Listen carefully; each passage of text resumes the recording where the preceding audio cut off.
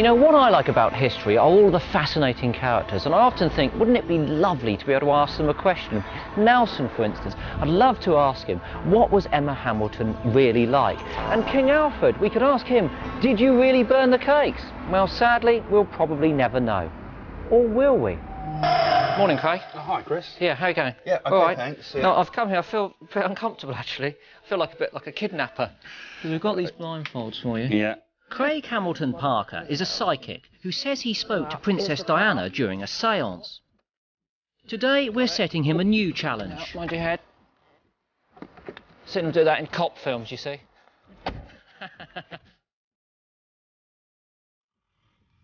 He has no idea where he's going.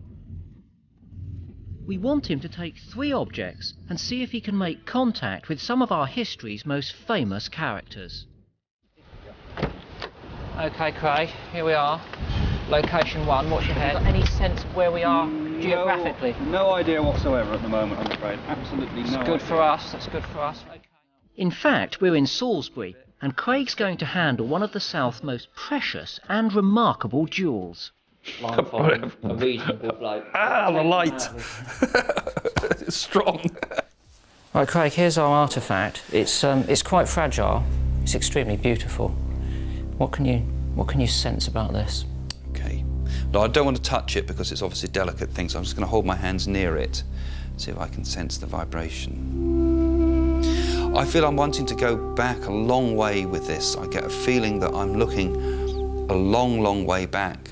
Although it appears to look like a female's decoration, I get a feeling, the strong male feeling with this. There's this sort of horses galloping in teams, and a great sense of romance as well. There's been love associated around this. Okay.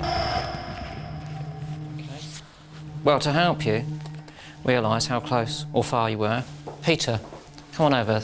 Introduce you to Peter Saunders. Hello, Peter. Nice to meet you. Yeah. He's our expert. Peter, what would it have been used for?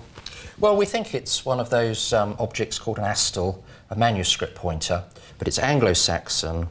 We know that Alfred the Great made these and issued them. Originally, it would have had an ivory, a bone, perhaps a wooden pointer, about so long. And you would open up your Bible or other manuscript or deed or whatever it might be, and you would follow the line of text. Remember, this is in an age when only the wealthy, the clergy, the monarchy would have been able to read, and you would be able to just follow the line of text in the Bible, for example, in that way. So basically, a manuscript pointer.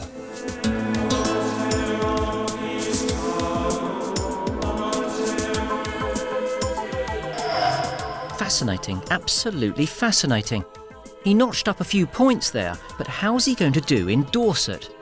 Now, Craig is in there, soaking up the vibes, psyching himself up. But I can tell you that this place is called Maxgate. It's owned by the National Trust. It's just outside Dorchester. It was designed and lived in by none other than Thomas Hardy. In fact, he wrote The Mayor of Casterbridge and Tess of the D'Urbervilles here. But we've got something pretty tricky to give Craig, some artefact that's going to be quite difficult to him to draw any literary inference out of. There you go. And we've got this artefact for you here. Right. You can handle it, but obviously take care.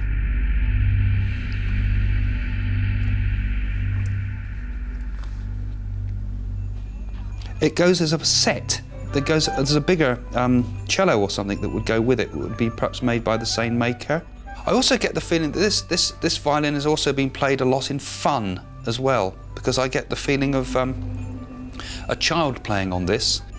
I feel as if it could have been played to an audience that was not necessarily discerning musicians, sort of like played for a bit of fun, like you know, a dance or something like that as well.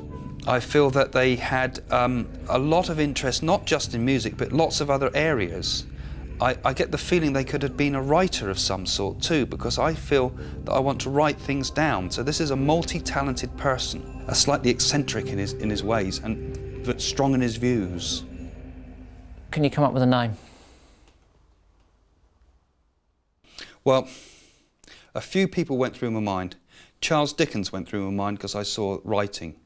and I assume he was a well-known person in this era.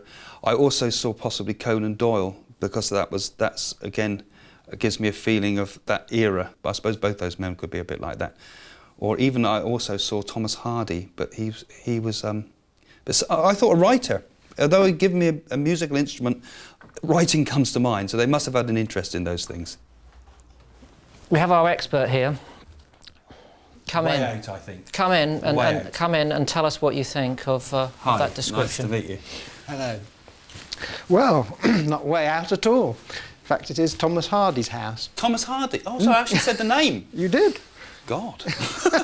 I'm going to sit down, actually, because I'm in a state of shock. Yes, That was indeed. remarkable. Thomas Hardy. His father taught him to play the violin when he was a child. Right. And the two of them would play for parties, weddings. So he's a very celebrations. creative person, actually, more than just a Certainly writer or a was, musician. Yes, quite a skilled musician, although, as you pointed out, it was mostly for fun. And the bit about the cello also was interesting, because there is a cello which goes with that, which he also played. Wow.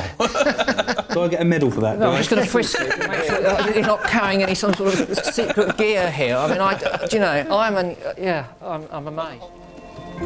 Our third and final location. Meet unrepentant murderer Jonah Dethridge. He was executed in 1869 at Dorchester Prison. A woman that did something extraordinary. There's something about a sort of like a romantic story almost, I feel. I think I would also feel some connection with France, possibly wars with France or something. It's like somebody has been entrapped. I get the feeling also of sentences. Somebody has been, I get feelings of judges and things like this.